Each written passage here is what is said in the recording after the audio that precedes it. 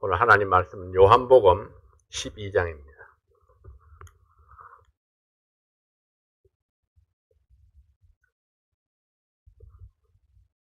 요한복음 12장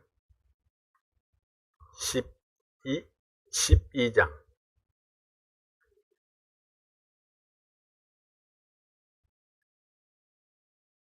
21절부터 28절까지 있는 말씀 함께 보시겠습니다. 21절부터 28절에 있는 말씀입니다.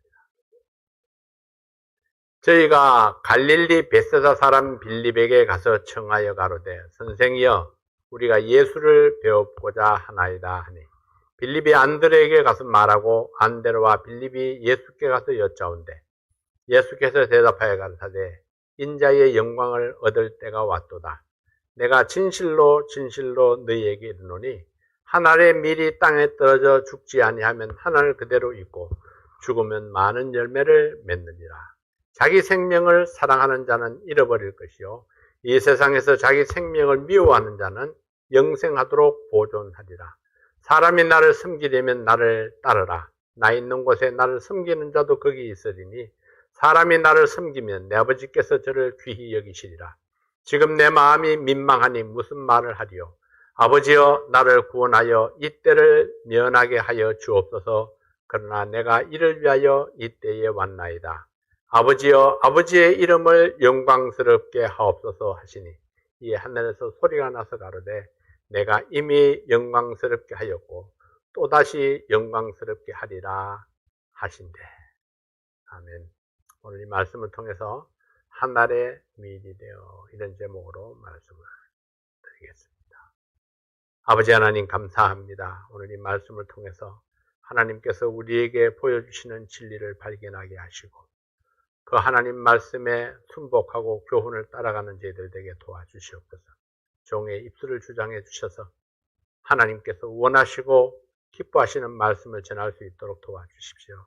예수님 이름으로 기도하옵나이다. 아멘. 우리가 믿는 성경의 진리 가운데에는 역설적인 진리가 많이 있습니다. 역설적인 진리라는 것은 얼핏 들으면은 모순되는 것 같고 말이 안 되는 것 같은데 곰곰이 생각해 보면은 옳은 진리였다 이런 이야기죠.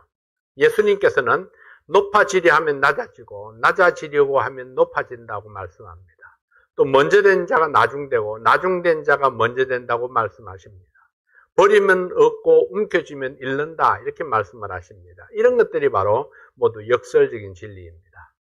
하나의 밀이 죽으면 많은 열매를 맺는다고 가르치는 진리가 바로 이러한 역설적인 진리입니다. 이것은 죽고자 할 때 진정으로 살 수 있음을 가르치는 진리입니다. 오늘 우리는 죽어지는 한 알의 밀이 우리에게 가르쳐주는 진리가 무엇인가를 함께 나누고자 합니다.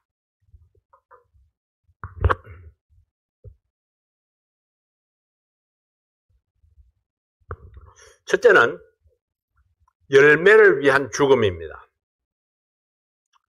죽음에도 종류가 많이 있죠. 살기 위한 죽음, 열매를 맺기 위한 죽음이 있습니다.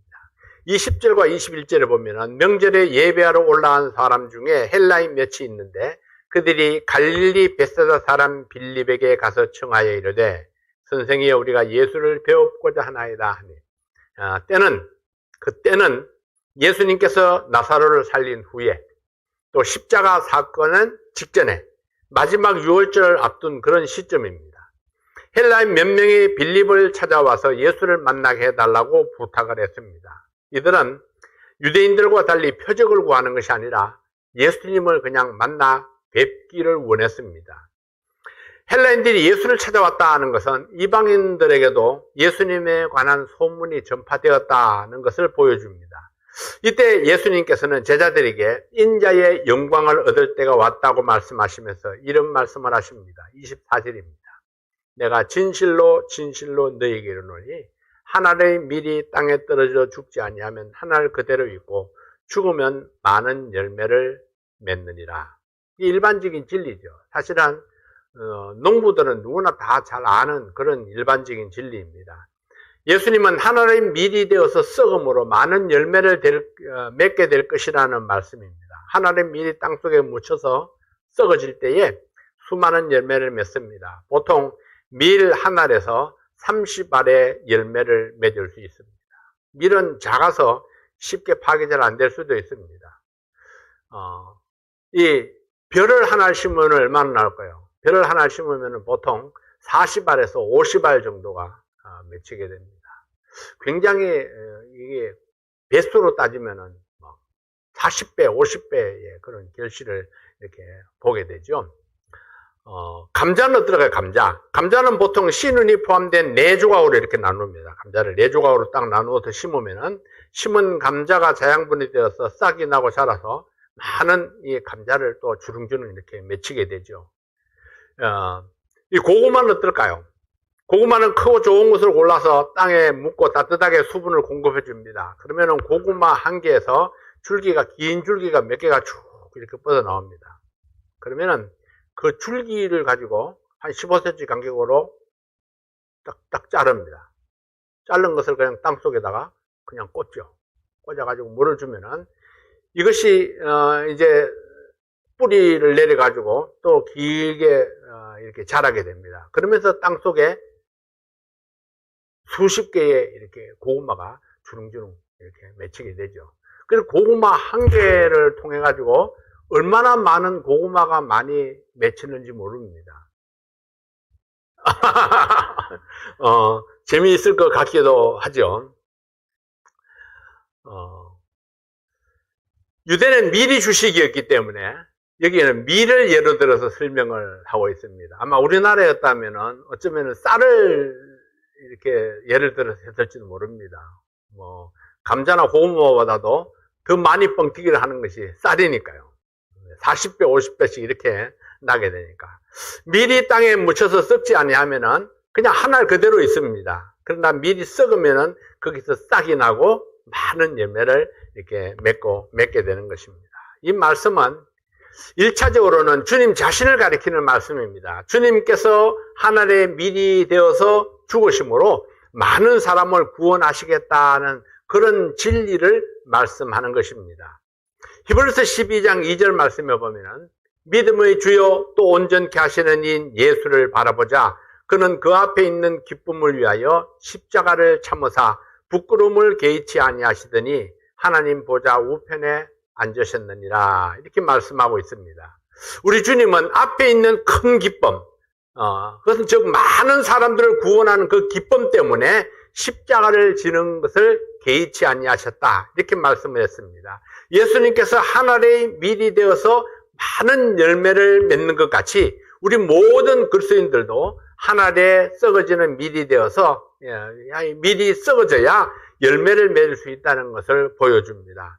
하늘의 밀이 되라고 다른 사람에게 말하기는 쉽지만은 나 스스로 하늘의 밀이 되기는 사실은 쉽지 않습니다. 다른 사람을 위해서 내가 희생한다, 내가 죽어진다, 쉽지 않죠. 보통 사람들은 다른 사람 위에 자기를 세우기를 원합니다. 근데 다른 사람을 세우기 위해서 내가 죽어진다 하는 것이 쉽지 않지만은, 그러나 우리 주님께서 우리에게 원하시는 것은 바로 그것입니다. 내가 하나님의 밀이 되어서 죽어짐으로 다른 사람을 세울 수 있다면은 그것이 바로 우리 주님께서 원하시는 진리다 하는 것입니다. 말씀을 들을 때에 항상 우리는 1차적으로 자기에게 적용을 해야 됩니다. 물론 십자가는 아무나 질 수 있는 것이 아닙니다. 예수님의 십자가는 예수님만 질 수 있습니다. 예수님이니까 그 십자가를 지셨죠. 그러면은 예수님이라면 십자가를 졌다. 그럼 그걸로 끝이냐? 아니요. 예수님께서는 우리에게 나에게는 나의 십자가가 있지만은 너에게는 너의 십자가가 있다는 걸 가르쳐 주고 있는 겁니다. 우리 각자에게 십자가가 있습니다. 우리 각자가 하나의 밀이 되어서 자기 십자가를 지고 주님 앞에 나아갈 때에 그때에 우리가 예수님처럼 열매 맺는 삶을 살 수 있다는 것입니다. 하나의 밀이 된다는 것은 무엇입니까? 하나의 밀이 된다는 것은 때로 내 자존심을 땅에 묻는 것입니다. 자기의 자존심을 살리면 살릴수록 믿음은 사라지고 자기 아집만 남게 됩니다. 썩어지지 아니하면은 싹은 나지 아니하고 제 몸만 홀로 남아서 말라버립니다. 믿음이 잘 자라려면은 자존심을 빨리 버려야 합니다. 주님 앞에서 세우는 내 자존심만큼 어리석은 것은 없습니다. 하나님 믿어야 된다는 것은 주님께서 주실 새로운 꿈을 위해서 내 꿈을 땅속에 묻어야 될 수도 있습니다. 하나님 믿어야 된다는 것은 주님이 주실 새로운 명예를 얻기 위해서 세상이 주는 명예를 땅속에 묻어버려야 될 수도 있습니다. 내가 죽지 아니하면은 새로운 싹을 틔울 수가 없기 때문입니다. 내 전부를 버리면은 주님께서 예비하신 전부를 또 얻을 수 있습니다. 하나님 믿이 되어 썩어진다는 것은 주님께서 원하시는 열매를 위해서 기꺼이 헌신하고 나를 희생하는 것입니다. 본문 25절 말씀을 봅니다. 25절 말씀입니다. 자기의 생명을 사랑하는 자는 잃어버릴 것이요 이 세상에서 자기의 생명을 미워하는 자는 영생하도록 보전하리라 했습니다. 자기 생명을 사랑하는 자는 잃어버릴 것이요. 이거 무슨 얘기일까요? 내가 죽지 아니하면은 예수님의 생명으로 살 수 없다는 것입니다. 내가 죽어야 예수님의 생명으로 다시 우리가 부활할 수 있습니다. 주님께서 본이 되어서 생명을 버렸기 때문에 우리가 영원한 생명을 얻을 수 있었습니다. 새 생명을 얻은 우리는 주님의 은혜에 감사함으로 기꺼이 내게 있는 것을 드리기를 원합니다. 자, 내게 있는 물질이나 몸이나 시간이 주님께 드려짐으로 주님께서 기뻐하시는 열매를 얻을 수 있습니다. 그러나 내가 나 자신을 꽁꽁 싸매고 있으면은 나는 아무것도 얻을 수가 없습니다. 그냥 내게 있는 것, 그거를 킵하다가 또는 점점 잃어버리다가 그대로 말라서 없어져 버리고 맙니다. 그러나 내게 있는 것을 주님을 위해서 내가 투자하면은, 심으면은, 그러면 거기서 10배, 100배의 결실을 맺게 된다고 말씀하시고 있는 것입니다.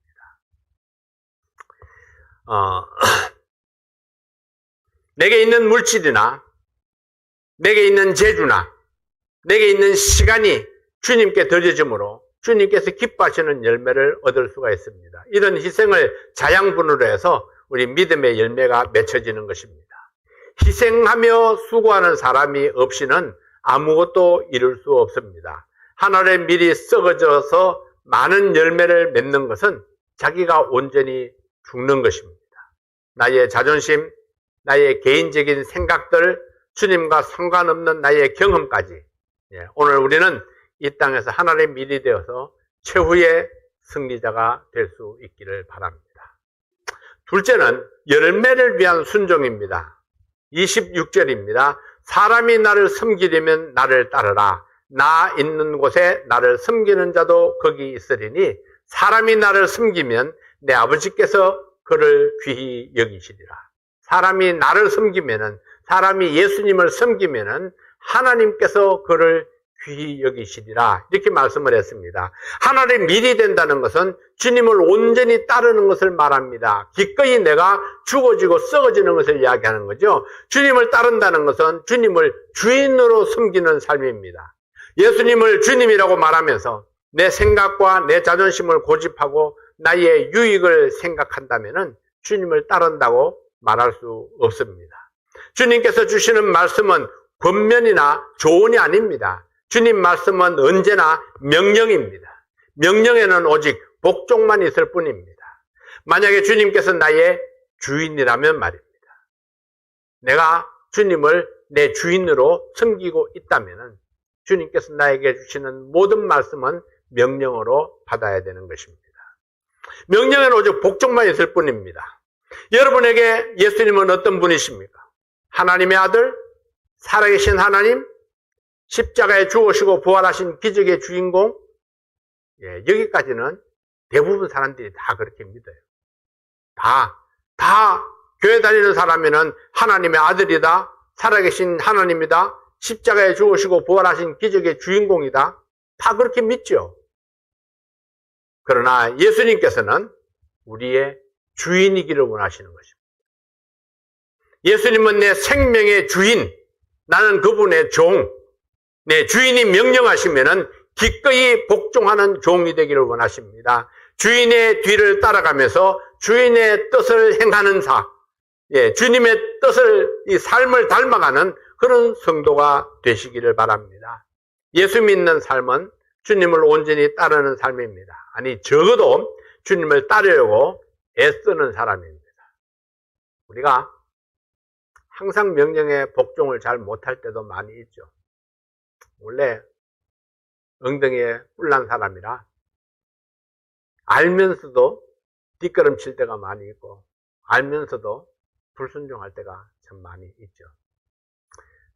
마음은, 머리는 그냥 순종해야 된다, 복종해야 된다 그렇게 생각을 하면서 그렇게 알고 있지만은 이 행동은 그렇게 따라가지 못할 때가 참 많이 있습니다.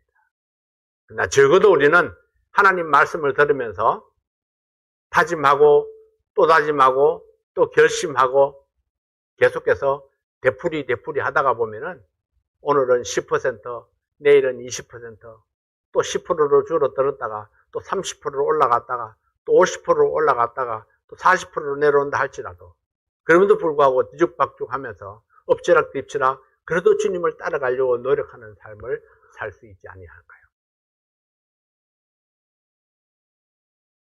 그냥 빵점짜리로 있는 게 아니라 하나님 말씀을 들을 때마다 내가 결심하고 결단한다면, 그래서 예수님을 따라가려고 애쓴다면 주님을 온전히 따른다는 것이 쉬운 일이 아니지만은 그럼에도 불구하고 우리가 주님의 말씀에 복종하기를 애쓴다면은 그러면은 우리가 가는 만큼 순종하는 만큼 그만큼 주께서 우리를 축복하시고 힘을 더하여 주실 줄로 믿습니다.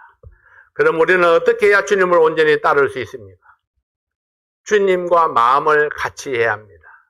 주님과 생각을 같이 해야 됩니다. 주님과 뜻을 같이 해야 됩니다. 어떻게 그렇게 할 수 있어요? 알아야 그렇게 하죠.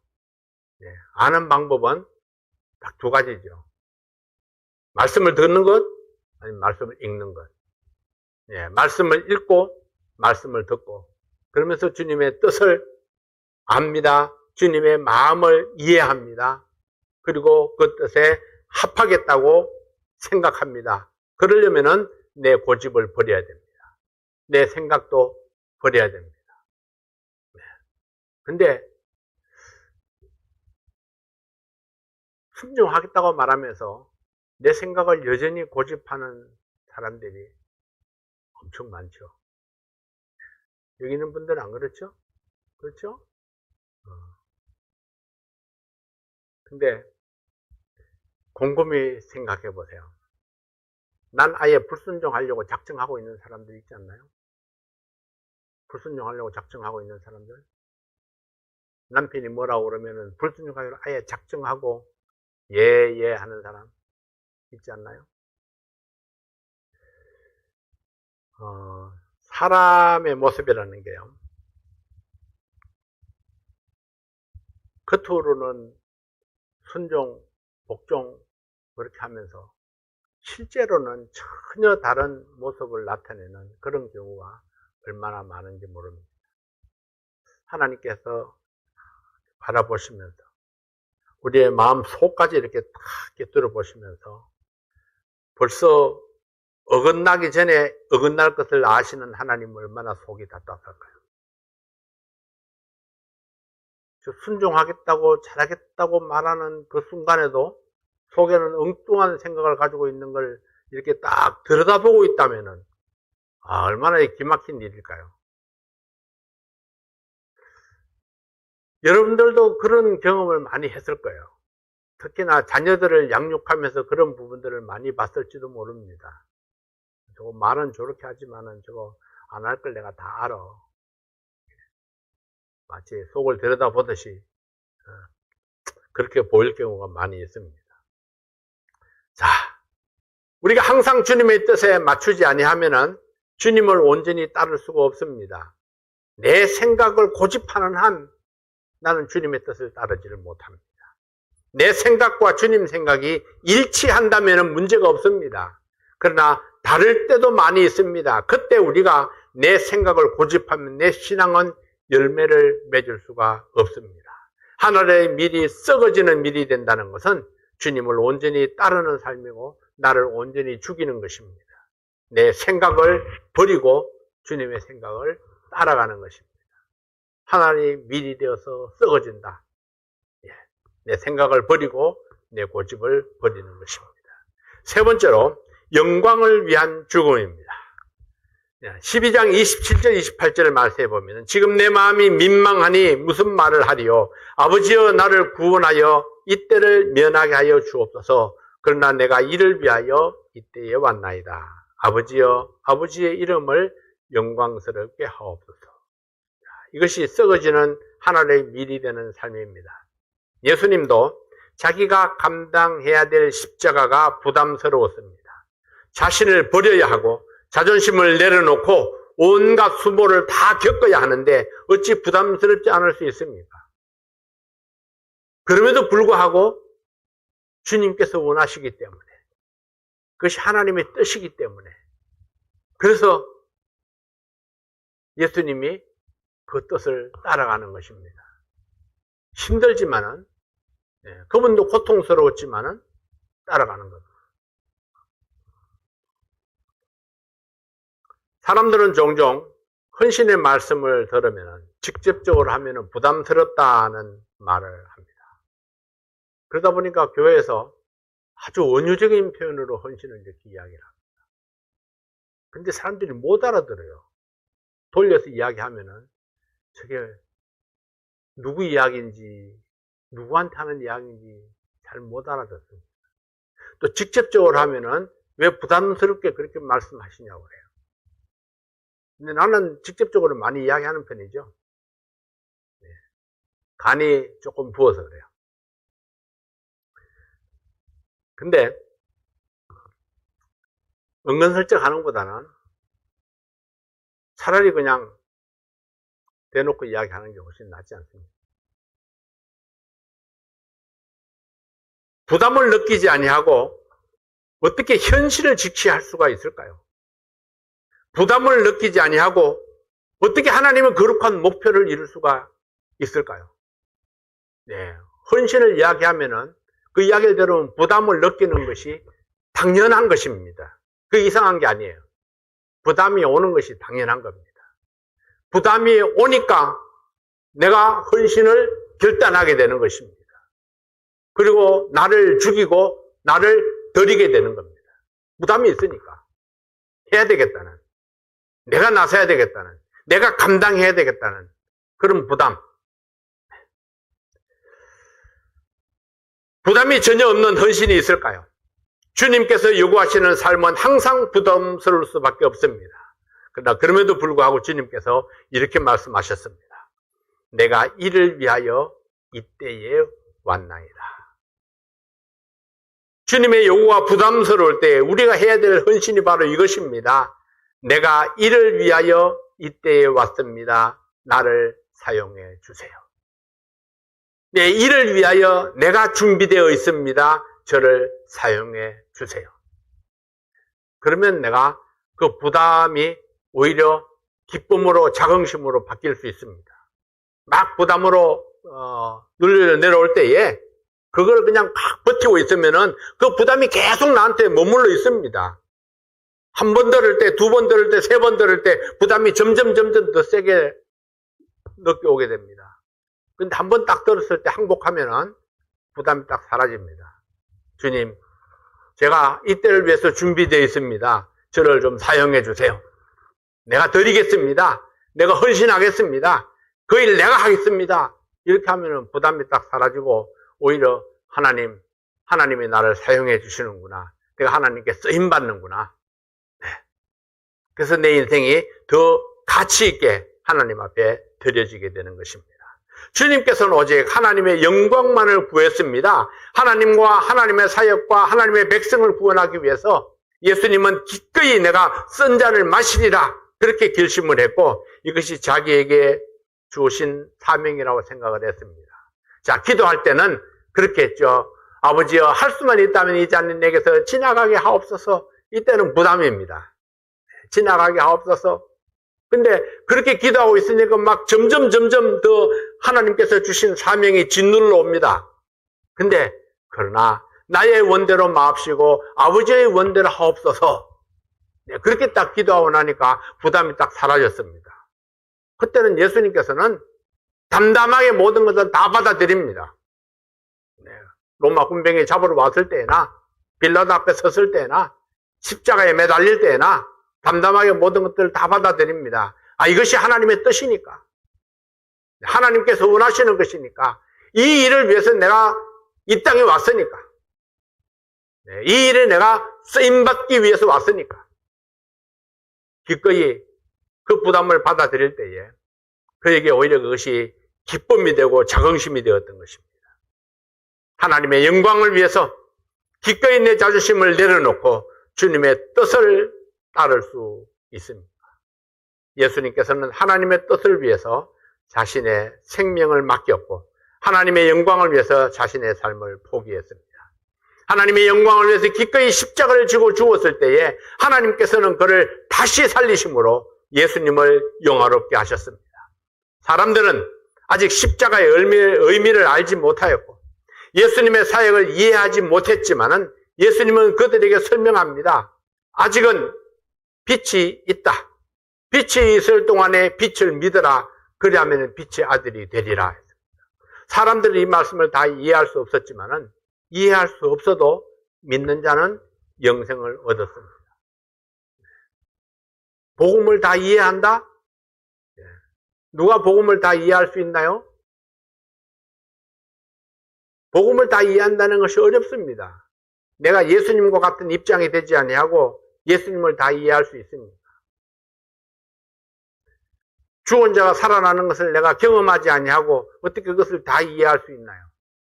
그러나 이해할 수 없어도 주님께서 하신 그 일을 내가 믿음으로 받습니다.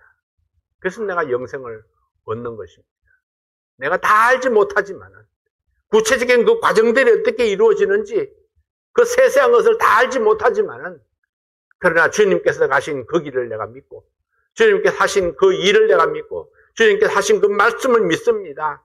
하나님의 말씀이 나를 다시 살게 하는 것입니다. 사람들은 자기의 이해를 중요하게 생각합니다.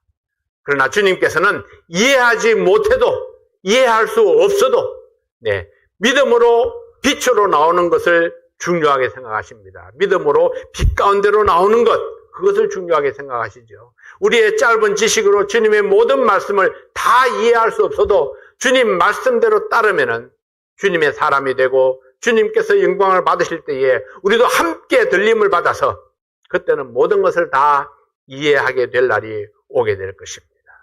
우리가 직접 예수님의 손에 있는 못자국을 보게 될 것이고 옆구리에 창자국을 보게 될 것입니다. 온전하게 되신 예수님을 만나서 여러분 그때는 궁금한 거 다 물어볼 수 있어요. 예수님 그때 왜 그러셨어요? 그때 왜 날 버려두셨습니까? 그때 왜 나를 섭섭하게 그냥 하셨어요? 그때 마음이 아팠습니다. 이런저런 이야기들을 나눌 수 있는 날이 올 수 있을 것입니다.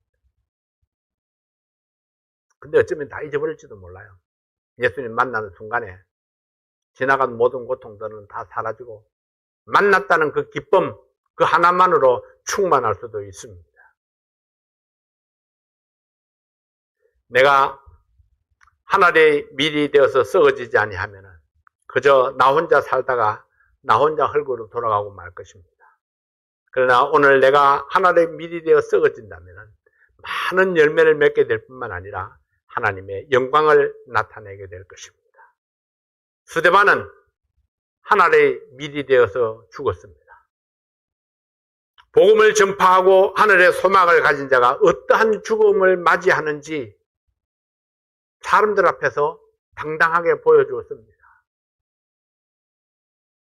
그 얼굴이 그 돌에 맞아서 죽어가면서도 얼굴이 천사처럼 빛났다.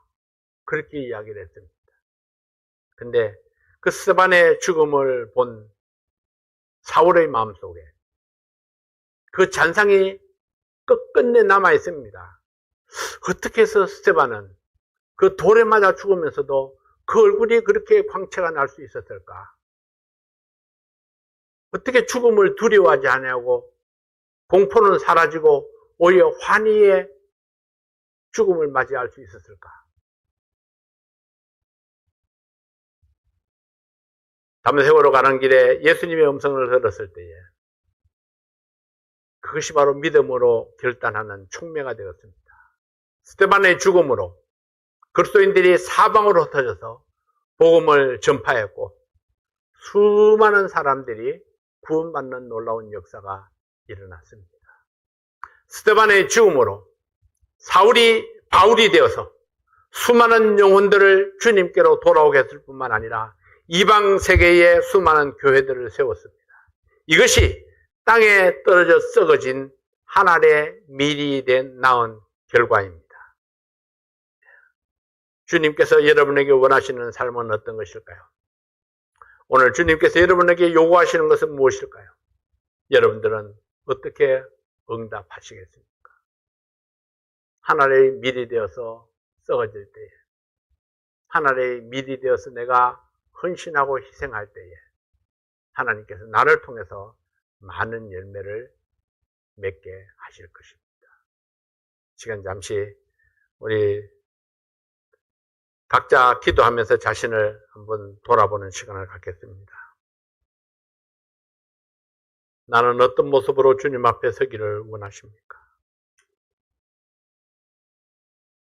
나는 어떻게 하나의 밀이 되어서 어떤 열매를 맺기를 원하시는가? 자신을 돌아보며 하나님 앞에 기도하시겠습니다.